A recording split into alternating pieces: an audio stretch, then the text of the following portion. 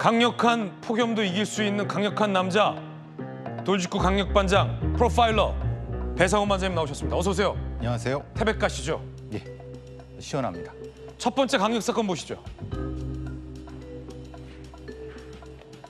자, 첫 번째 강력 사건. 또 스토킹 사례가 발생했습니다. 1년간 함께 근무했던 직장 동료였다고 하는데요. 사건의 전말 함께 보시죠. 50대 피해자 A씨, 60대 가해자 B씨, 1년간 함께 노인복지센터에서 근무했던 동료 사이입니다. A씨 퇴사 후 지속적인 스토킹을 가했던 B씨, 접근 금지 명령이 내려졌습니다. 그런데 A씨가 근무하고 있는 센터에 침입하고 A씨를 살해하고 도주했습니다. 자, 접근 금지 명령이 내려지고 나서 살해 사건까지 이어진 거 저희 강력반에서 몇 번이나 이 유사한 사건 전해드리고 있습니다. 그런데 수라상 등산로에서 숨진 채 발견이 됐습니다. 아니, 이거 어떤 사건입니까? 스토킹 피해자입니다. 50대 피해자분은 3번에 걸쳐서 가해자가 접근을 했었고 경찰에서는 1회, 2회, 3회 경고장 발송했고 그다음에 이제 100m 접근 금지까지 했는데 아니, 3번이나 신고했다고요? 예. 아하. 그리고 출동해서 현행범 체포까지 했습니다. 예. 근데 그 다음이 문제입니다. 왜냐하면 현행범 체포한 다음에 조치를 이제 검찰에 요청을 했습니다. 그게 이제 뭐는 잠정 조치라는 건데요. 지금까지 말하는 응급 조치라고 하는 것은 접근 제한이라든가 통신 제한 같은 거를 이제 경고장을 발행하는 건데 잠정 조치는 저걸 하는 겁니다. 일종의 구금을 하는 겁니다. 가해자를. 근데 그게 안 된 상태에서 긴급하게, 그러니까 말하자면 저 가해자가 어떤 특정한 형태의 그 공격성을 노출한 상태에서 며칠 만에 공격해서 살해한 사건입니다. 이게 굉장히 비슷한데 이 범죄 프로파일링 하다 보시면 범죄자들의 심리에 대해서 파악하시잖아요. 예. 어떤 심리입니까? 그러니까 스토킹을 계속해요. 한 번, 두 번, 세 번 스토킹을 하다가 결국은 들어가서 살해하는 예. 이 범죄자의 심리는 어떤 심리입니까? 처음에는 내 걸까? 두 번째, 내 거야. 이게 내 건데? 그다음에 누군가가 나를 간섭해요. 경찰이나 아니면 피해자의 가족이 화가 나죠? 근데 거기서 움츠러들면은 사실은 이게 공격성이 떨어지는데 거기서 바로 구금하지 않고 풀어주면은 이건 해도 되나? 라고 해서 공격하는. 이게 보통 그래서 스토킹의 살인이라는 것이 보통 경찰이나 이런 조치를 했는데 그 다음에 어떤 강력한 다음 조치가 안 한 상태에서 그 사이에서 벌어지거든요. 풀어지고 공격합니다. 말하자면 이 대구 사건도 그렇고 그 이전에 몇 번의 사건도 다 똑같지 않습니까? 내 건데 경찰이 건드려? 근데 뭐 나 가만두네? 확. 예. 그리고 그것은 긴급하게 바로 흉기를 사용합니다. 그러니까 이 정도까지 높은 공격성이 바로 투영되는 건데 우리의 검찰 시스템은 여기에 대한 대응책이 거의 없습니다. 왜냐하면 우리는 구속과 불구속밖에 안 되거든요. 네. 근데 검찰이나 판사님들은 구속시키는 것 자체에 대한 매우 부담을 갖고 있습니다. 그러니까 한 며칠을 구속시키는 것도 사실 부담을 가고 사실은 한 달 정도만 구금했어도 사실은 저렇게까지 되지 않았을 텐데 되게 안타깝습니다. 지금 이 전문가 반장님 눈에는 보이는 거예요. 어떻게 하면 살해를 막을 수 있었는지. 자, 근데 용의자가 수락산에서 숨진 채 발견됐어요. 이건 또 어떤 심리입니까? 보통의 이제 그 김래아 사건이라든가 다른 교제 폭력 사건 같은 경우는 자신이 자살하지 않습니다. 그런데 일방적인 형태의 스토킹 사건 같은 경우는 자신의 어떤 선택이 높아지는 부분이거든요. 그러니까 그 갈림길에 있습니다. 그러니까 저 가해자가 스스로 선택한 건 맞는 것 같은데 사실 그 전에 빨리 잡아서 처벌을 하거나 아니면 그 전에 사실은 이 스토킹이 발생하지 않도록 했어야죠. 지금 보면 지난 5월에 두 번째 신고하잖아요. 지속적으로 연락이 온다. 그러니까 경찰이 안부를 묻는 내용이네요 하고 아무 조치를 안 했다.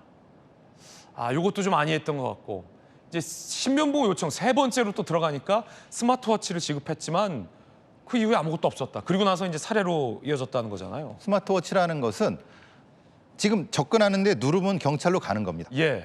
근데 갑자기 공격하는데 어떻게 누릅니까? 지금 이 피해자도 자신의 백에 걸어놓고 있었다가 공격당했습니다. 아하. 그러니까 지금 스마트워치도 신체에 부착되고 이 스마트워치가 가해자의 어떤 것과 반응할 수 있는 반응형으로 바꿔야 된다는 게 계속적인 어떤 요구인데 그게 잘 안 되는 것 같습니다.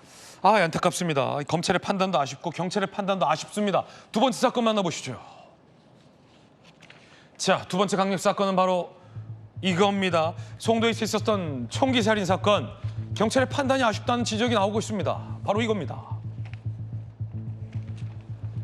자, 지금 이 며느리가 살해된 아들의 부인 9시 30분 이후 수차례 신고했다는 거예요.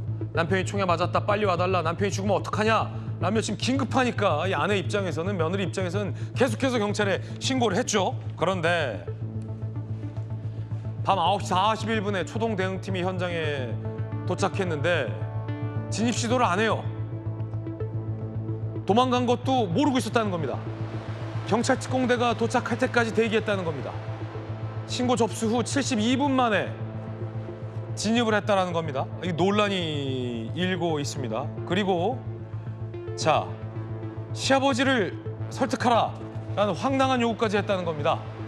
경찰 지휘관 코드 제로에도 늑장 출동했다. 경찰, 아들 먼저 밖으로 내보내달라고 시아버지에게 타진해보라. 대화가 가능한 상황인가? 공포심이 있어서 못 물어보고 대화 어렵다. 물론 자, 이 반장님 뭐 매뉴얼 상에 저런 게 있겠습니다만 지금 시아버지가 남편을 죽이고 유가족 주장에 따르면 며느리와 손주까지 해치려고 하는 그 상황에서 현장에 나온 경찰은 진입할 생각은 안 하고 시아버지를 한번 설득해봐라. 한가한 소리나 하고 있었다라는 게 유가족 입장에선 분통 터질 것 같은데 어떻게 보십니까? 저는 기본적으로 이건 경찰의 100% 잘못이라고 생각합니다. 경찰의 100% 잘못이다.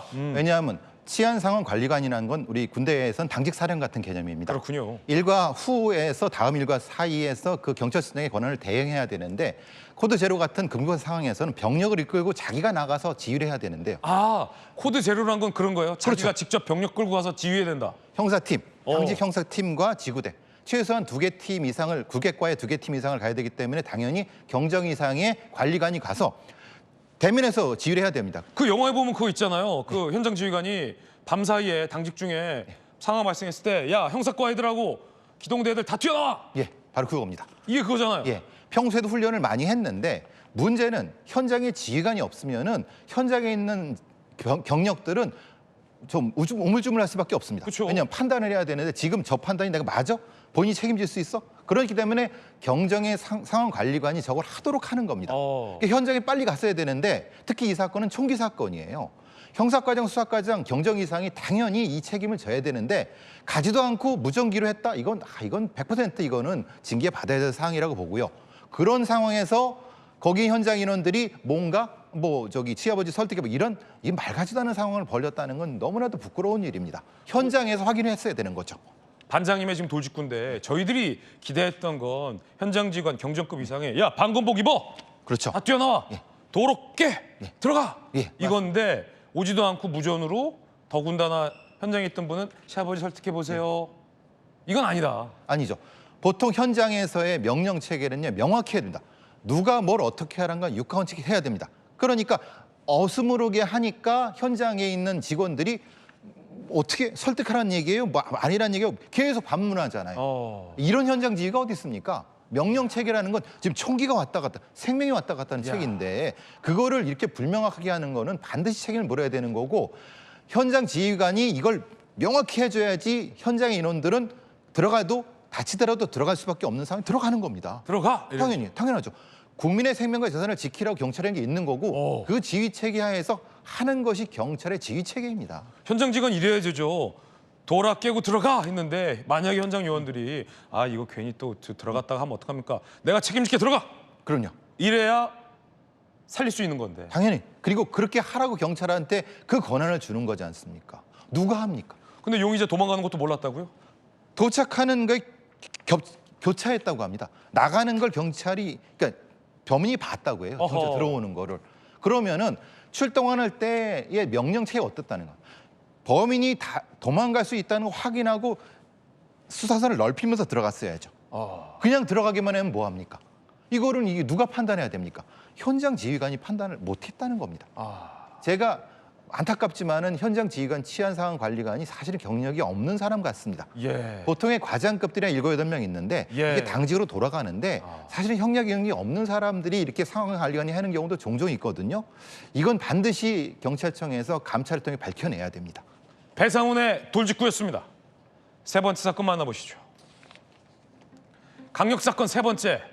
아들 폭력 참다 못해 방금 보신 이 사건도 아버지가 아들을 살해한 사건입니다. 그런데 아버지가 아들을 살해한 사건이 또 발생했습니다. 함께 보시죠. 자, 그런데 조금 결은 달라요. 20년 전 이혼 후 두 딸과 부모 집에서 생활한 아들, 알코올 의존 문제로 가정폭력 등을 반복했습니다. 지난해 추석 낮부터 술 마시며 가족과 갈등, 다툼 후 아버지가 허리띠를 사용해 살해했습니다. 결국 아들은 숨졌습니다. 법원의 판단은 어떨까요?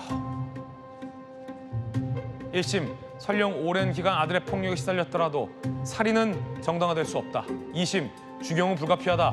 아들 입원 등 해결책을 찾으려 노력한 점을 고려한다. 80대 아버지에게 징역 3년 6개월이 선고됐습니다. 자, 반장님, 일단은 아들이 굉장히 이 아버지 등에게 몹쓸 짓을 했어 왔던 거는 사실 같아요. 재판부의 표현을 보더라도. 안타깝습니다. 근데 그렇다 하더라도 아들의 목숨을 뺏는 일은 안 된다 이거군요. 살인은 정당화될 수 없습니다. 물론 그 부모님의 아버님의 그 고통을 이해 못하는 바는 아닌데, 그래서 재판부도 사실은 고민을 많이 한 것 같습니다. 네. 3년 6개월이라는 게 사실은 좀 애매한 형량 아닙니까? 고민이 녹아 있는 건데, 재판부의 판단은 그겁니다. 현장에서 살해의 부분이 사실은 여러 가지 도구라든가 조금이라도 참을 수 있었을 텐데 그 부분이 우발적으로 뭔가 급박하게 뭐가 진행된 게 아니라 뭔가 서서히 진행된 부분은 사실은 좀 용서하기 어렵다라는 것이 재판부 판단인 것 같고, 보통의 경우 이런 가족살인에서 우발적으로 급격하게 되는 경우는 무죄가 나는 경우도 가끔 있거든요. 그래요? 근데 지금 저 사건은 그거 아닌 부분은 판사님들도 고민 많이 한 것 같고, 아들한테 알코올 의존 증세가 있었고 치료를 권고했고 그걸 또 데려갔기 때문에 그 부분에서 많이 참작된 것 같습니다. 누리꾼들의 반응은 어떨까요? 이 사건 굉장히 좀 착잡한 사건인데 함께 보시죠. 고령의 가족의 고통 생각했을 때 형량이 높다. 아버지가 고통받는 가족 대신 희생한 것을 보자. 그래도 살해가 정당화될 수는 없다. 사회가 지켜주지 못하는 것 같다. 안타깝다라는 뭐 각양각색의 반응들이 있군요. 그러니까요. 분명한 거는 아버지도 이해하고 그리고 살인이 정당화될 수 없다는 것도 분명히 맞는 겁니다. 제가 여기서 대안은 알코올 의존증을 좀 장기 입원시킬 수 있는 병원이 사실은 많이 없습니다. 그러니까 저게 제도만 좀 됐다고 하면은 가족 내에서 같은 걷지 않았을 텐데 그게 좀 안타까운 부분이 있습니다. 네, 분명한 건 어떤 이유로도 사람의 생명을 뺏는 살인이 정당화될 수 없다라는 것은 분명한 사실이라는 거죠. 분명한 사실입니다. 이 사실은 아마 대법에 가서도 바뀌지 않을 것 같습니다. 바뀌지 않고 그 아버지도 사실은 얼마나 고통스러우시겠습니까? 그 부분은. 근데 이제 문제는 사회적으로 대안을 좀 찾았으면 좋겠다는 생각이 듭니다. 그렇군요. 살인은 절대 용납할 수 없다라는 말씀 다시 한번 거듭 확인드립니다. 돌직구 강력반 배성원 반장님과 함께 풀어봤습니다. 반장님 감사합니다.